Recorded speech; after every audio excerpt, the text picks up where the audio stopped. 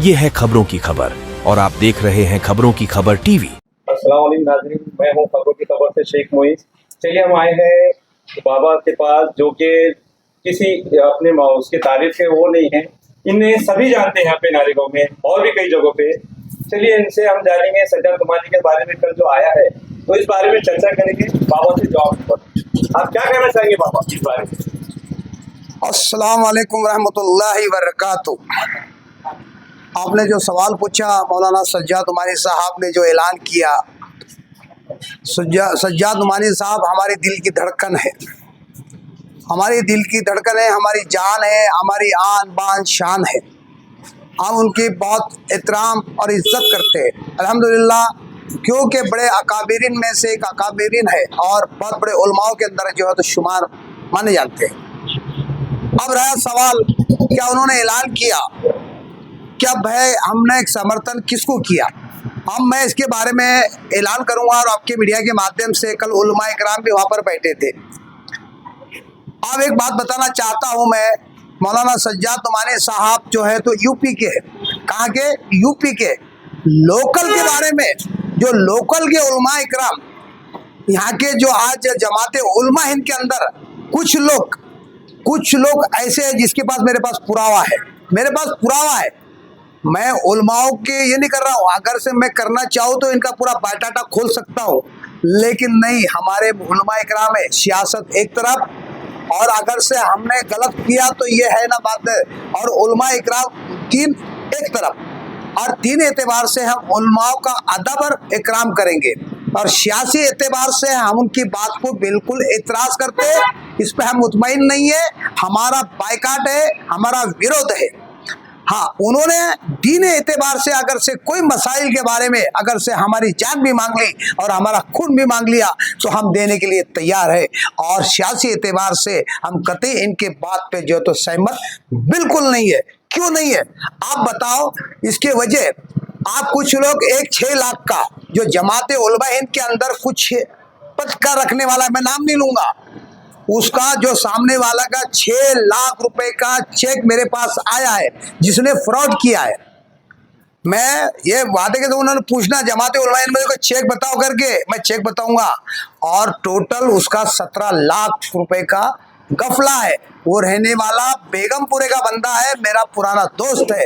अरे ऐसे कई मेरे पास जो गफले आए हैं, तो मौलाना को, सज्जाद नुमानी साहब को, पार्टी की जमात उलमा हिंद के अंदर, महाराष्ट्र के अंदर कई लोगों को बदलने की जरूरत है, कई लोगों को बदलने की जरूरत है। क्यों आज तुम्हारे पर जो दाग लग रहे हैं, आप तो मौते पर आलिम दीन में से हम आपकी कदर करते हैं, और आपके लिए हम जान भी निसार कर सकते हैं। ये साइफ खान पठान का जज्बा और हकीकत बयान कर रहा हूँ, आप जान मांग लिए दीन के लिए, ये साइफ खान पठान आपके लिए जान दे देगा, लेकिन सियासी एतबार से आपका हम विरोध करेंगे। क्यों?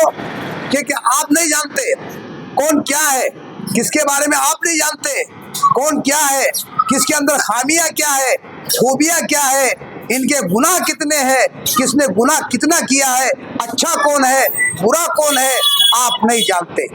आप किसी की तारीफ कर नहीं सकते।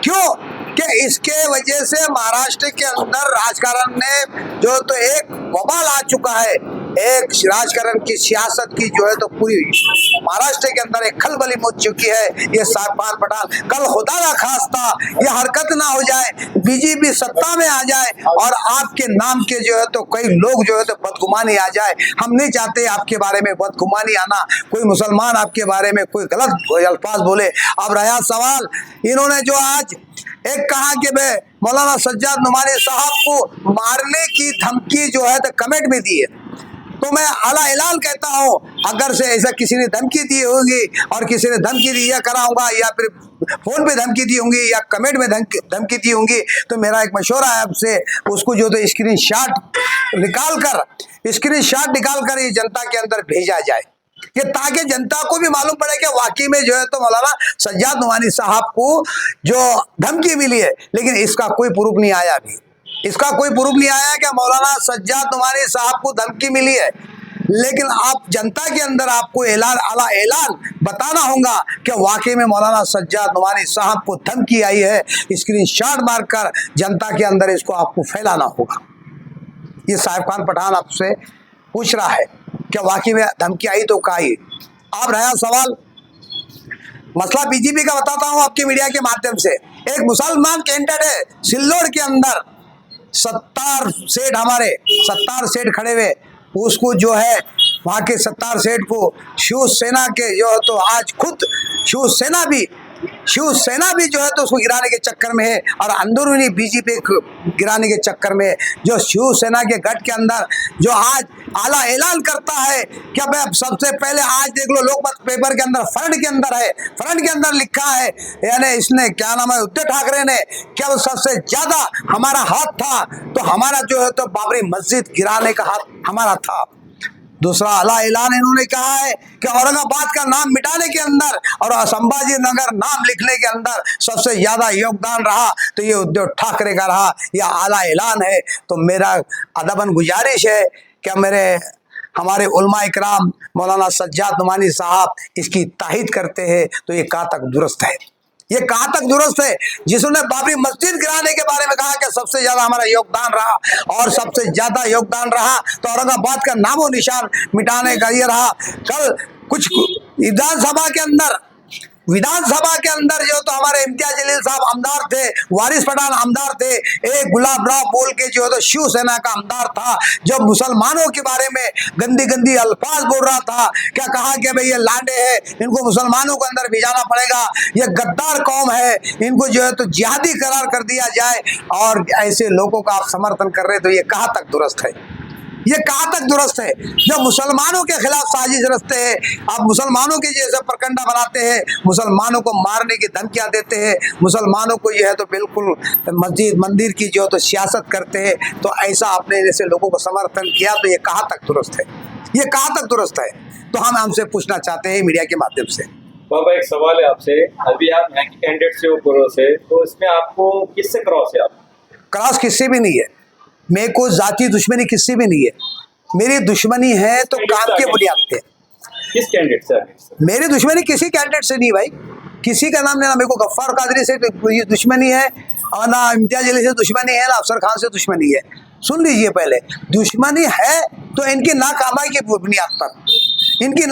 बुनियाद पर। आप बताओ, नारेगांव के अंदर मैंने मुरम डाला, मैंने जो तो डीनीस का काम किया, मैंने लाइट लाया, मैंने जो तो यहाँ पे आधार कार्ड बनाया, मैंने इलेक्शन कार्ड बनाया, लाइट पोल लाया, कई पुल के काम मैंने करा, कब्रिस्तान का नियोजन मैंने करा। आप जो कुछ मीडिया के माध्यम से बोल रहे थे ना कि अबे आके देख लो, मेरे पास पेपर नहीं, आके देख लो, बताता हूँ। और दूसरी बात सुन लो, कोर्ट कंटेम्प्ट ऑफ, यानी इसका एक कायदा है, कोई भी अगर से जब तक के कोर्ट कानून या इसको जो है तो बिल्कुल आरोपी साबित नहीं कर सकता, किसकी माई के लाल में दम नहीं है, उसको आरोपी बोल सके आप, उसको आरोपी बोल सके। कंटेम्प्ट कोर्ट ऑफ किसकी बात कर रहा हूँ? कोर्ट की बात कर रहा हूँ। कोर्ट जब तक साबित नहीं करे, आम आदमी और किसी के बारे में किसी मजाल नहीं कि किसके ऊपर कीचड़ उछालने का और मीडिया के माध्यम से देने की, वरना हम इसके खिलाफ 5 से 10 करोड़ का इज्जत का दावा भरने वाले, 5 से 10 करोड़ का।